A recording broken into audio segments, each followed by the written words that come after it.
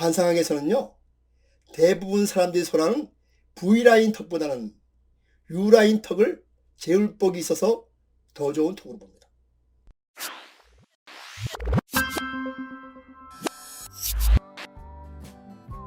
안녕하세요. 고전의 한수 엄태범 TV입니다. 오늘 고전의 한수는 반납서로 돈이 들러오는 관상, 이런 주제를 가지고 말씀을 드려보겠습니다.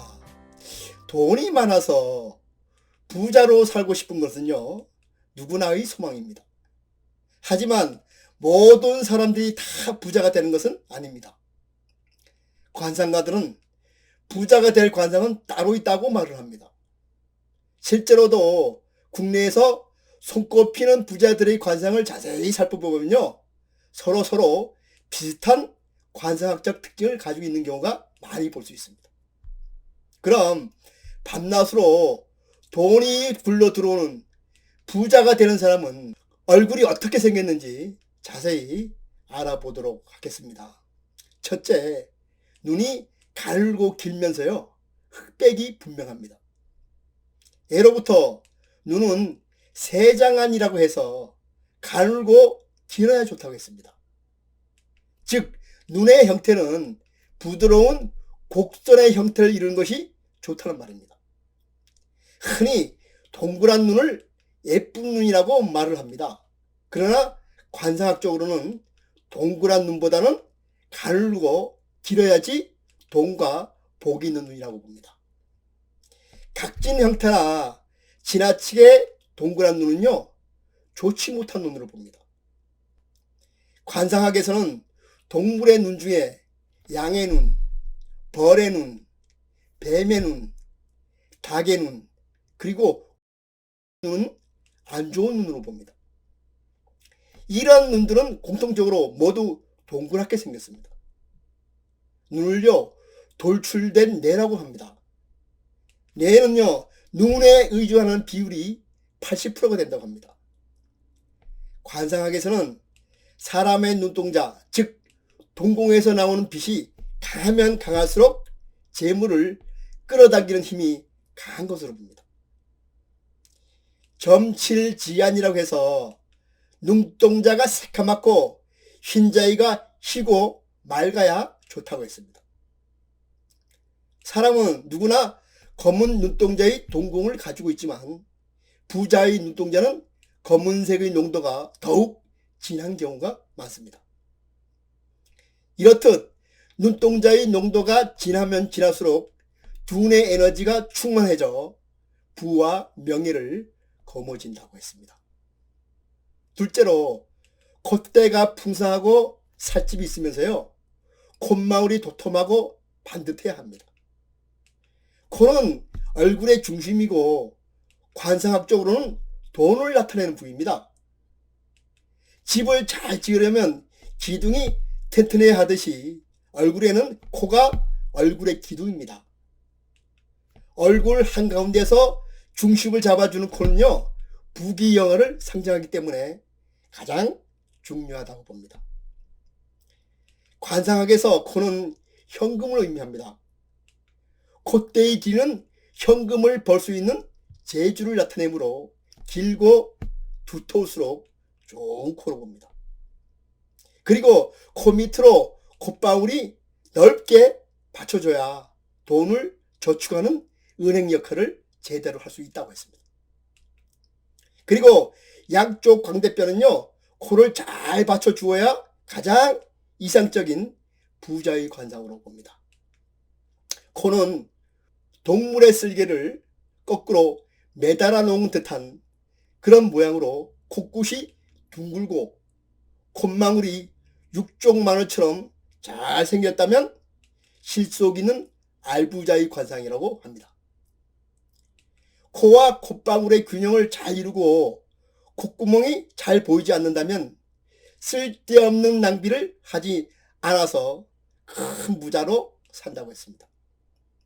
콧구멍은요, 돈의 출입구, 즉 금전의 유통 경로의 역할을 하는 곳입니다. 많은 돈을 다루는 사람이 되려면 돈을 잘 벌든 못 벌든 현금의 흐름이 좋아야 합니다. 따라서 콧구멍은 적당히 커야 합니다. 콧구멍이 작으면 아무리 수익이 높다 하더라도 기본적인 매출액이 작아서 돈을 많이 벌기가 어렵다고 봅니다. 셋째로는요, 이마입니다. 이마는요, 짐승의 간을 엎어놓은 듯 넓고 두툼해야 한다 그랬습니다.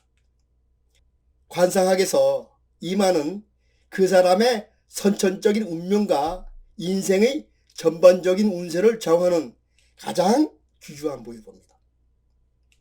이마는 남성에게는 윗사람의 덕을 보는 부위이고 여성에게는 남편과 시부모의 덕을 보는 그런 부위입니다. 이마는 얼굴의 하늘이라고 했습니다. 하늘은 넓고 높으며 가을 하늘처럼 청명하고 넓고 두툼해야 좋습니다. 좋은 이마를 가진 사람은요, 하늘에서 타고난 복이 많아 부모나 귀한 사람의 도움을 받는다고 했습니다. 이마의 좌우 부위를 천창과 복덕궁이라고 말합니다. 조상의 음덕을 상징하는 가장 중요한 부분입니다. 이 부분이 뼈로 꽉 차 있어야 부자관상이라고 말을 합니다. 좋은 이마는요, 마치 짐승의 간을 엎어놓은 듯 도톰한 이마를 좋은 관상으로 봅니다. 이마가 함몰되어 있으면 좋지 않은 곳으로 봅니다. 넷째로는요, 턱으로 넓고 둥글고 두터워야 합니다. 눈썹과 턱은 사람만이 유일하게 가지고 있습니다. 얼굴의 모양을 예쁘게 할지 아니면 못나게 할지 결정하는데 중요한 역할을 하는 것이 바로 턱입니다. 관상학에서 턱을 승장과 지각이라고 합니다. 턱을 통하여 중년 이후 말년 운세를 살피고 판단하는 곳입니다. 턱은 자신이 인생에서 얻을 수 있는 지위를 상징한다고 했습니다. 턱에 살이 많으면 정이 많고 사람도 많이 따른다고 했습니다. 반면 턱에 살이 없는 사람은요, 예민하고 아랫사람들에게 박하게 하는 경우가 많다고 합니다. 관상학에서는요, 대부분 사람들이 소라는 V라인 턱보다는 U라인 턱을 제울복이 있어서 더 좋은 턱으로 봅니다. 턱이 좁고 뾰족할 경우는요, 예쁘게 보일지는 모르지만 감정 기복이 심하고 주위 사람을 피곤하게 할 수 있다고 했습니다. 따라서 턱은요, 넓고 둥글며 두터워야 돈을 차곡차곡 모아서 부자로 산다고 했습니다. 턱의 모양은요, 남성과 여성을 달리 봐야 합니다.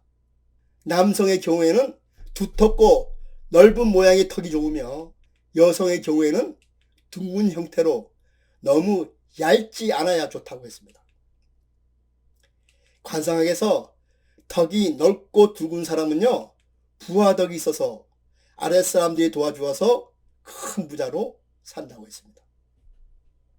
마지막 다섯째, 귀로 귓볼이 두껍고 아래쪽으로 길게 쭉 뻗어 있어야 좋습니다. 귀는 관상학으로 볼 때 오관 중의 하나로 소리를 들어서 정보를 얻는 그런 중요한 기관으로 봅니다. 사람의 귀는 살아가면서 변하지 않습니다. 그것은 선천적인 유전자가 강해서 그 형상이 변하지 않는 것으로 보기 때문입니다. 옛말에 귀가 큰 사람은 가만히 있어도 재물이 쌓인다고 했습니다. 부자들의 귀를 보면요, 부처님 귀를 가진 사람이 많습니다. 귓볼이 길게 늘어진 일명 부처님 귀는요, 예로부터 부자들의 관상을 얘기할 때 빼놓지 않고 등장했습니다. 이런 귀를 가진 사람은 인복이 많아 많은 사람들이 따르고 돈도 많이 벌어서 부자가 되는 사람이라고 했습니다. 관상학에서 좋은 귀는요, 두텁고 단단하며 높이 솟고 아래쪽으로는 길게 뻗어 있어야 좋은 귀라고 했습니다. 또한 귀가 눈썹보다 높은 위치에 있으면 학문으로 높은 업적을 이룬다고 했습니다. 귀가 단단한 사람과 귀가 부드러운 사람이 있습니다. 귀가 단단하면 성적 능력도 왕성하고 정신력이 강해서 아무리 어려운 환경에 놓여도 스스로 운명을 개척해 나가는 그런 사람이라 했습니다. 관상학에 이호라는 말이 있습니다. 귀 속에 가늘고 긴 털이 한 개 내지 두 개가 밖으로 삐집 나온 털을 말합니다. 나이 50세가 지나서 귀 속에 한 개 내지 두 개의 긴 털이 있다면요, 신진대사 기능이 좋아서 아주 오래 건강하게 부자로 산다고 했습니다. 좋은 관상은 예쁘고 밉게 생겼다고 결정되는 것은 아닙니다. 흔히 사람들은 예쁘면 관상도 좋은 줄 압니다. 예쁘게 생겼다고 해서 관상이 좋은 것도 아니고 못생겼다고 해서 관상이 나쁜 것도 아닙니다. 잘생기고 못생기고는요, 관상과는 별 상관이 없습니다. 좋은 관상은 얼굴의 각 부위가 전체적으로 균형과 조화를 이룬 것입니다. 그럼 얼굴의 균형과 조화가 이루어지는 것을 무엇으로 알 수 있을까요? 예를 들어서요, 코가 크다면 광대뼈와 이마와 턱이 어느 정도 커서 코를 중심으로 서로 조화를 이루어야 좋은 관상입니다. 즉, 이목구비가 서로 잘 조화롭게 생겨야지 좋다는 말입니다. 얼굴에서 어느 한 곳만 너무 크거나 작은 것, 어느 한쪽이 높거나 낮은 것, 그리고 어느 한쪽이 넓거나 좁은 것 등은요, 모두 균형과 조화가 깨진 것으로 봅니다. 관상을 볼 때 한 것만 보고 좋다고 말할 수 없으며 한쪽만 보고 나쁘다고 말하는 것은 아닙니다. 전체적으로 그 모양을 보고 각 부위가 상대적으로 어떻게 균형과 조화를 이루고 있느냐를 보고 최종적으로 판단하는 것입니다. 결론은 관상학에서 가장 중요한 것은요, 균형과 조화입니다.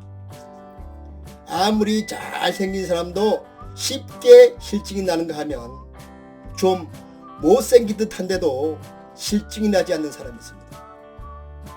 그 해답은 바로 균형과 조화에 있습니다. 얼굴에서 모든 것이 균형과 조화를 이룰 때 가장 아름답고 완벽한 관상이라고 말씀드릴 수가 있습니다.